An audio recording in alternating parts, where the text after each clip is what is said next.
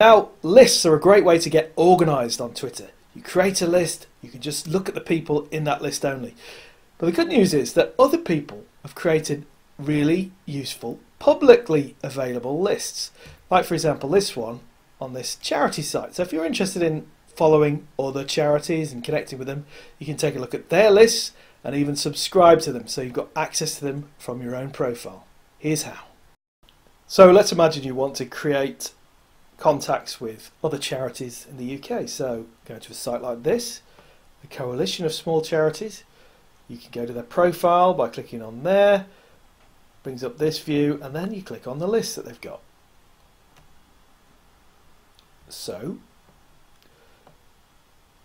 basically you can see supporters, members of the coalition, small charities in the UK. Now notice actually beyond there they have different logos. That's because this account is also subscribed to other people's lists. And I'm going to show you how you can subscribe to follow this particular list. Let's say the members, that's a useful group. So click on that. And you can see there's some subscribers already. Here on the right hand side are the real-time tweets from people who are in that list. So again, relevant content. But here, just by clicking subscribe, this account is now added to that set of subscribers. And if I go to the home of this account and click on my full profile details, previously I had 2 lists, but now I've got 3.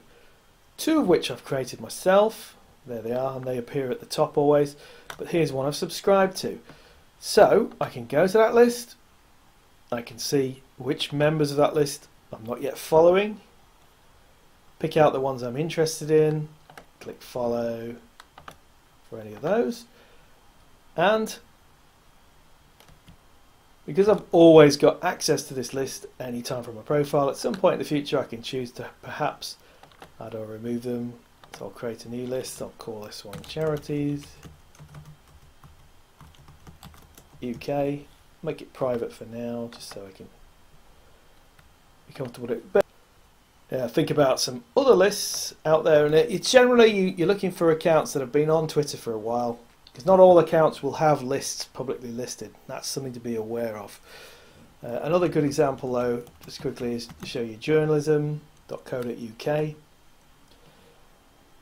Now, if you're thinking, well, I need to get the message out to various media groups, well, take a look at their lists.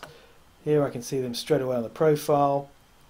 Okay, mobile journalism experts, data journalists, social media journalists, UK national. Let's take a look at UK national journalists as an example. 30 members of the list.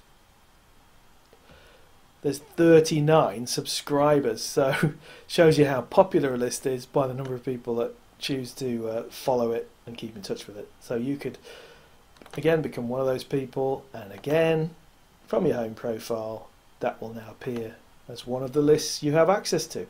So a really strong way to get familiar with who's out there, what accounts are worth following, go through the list in your own time.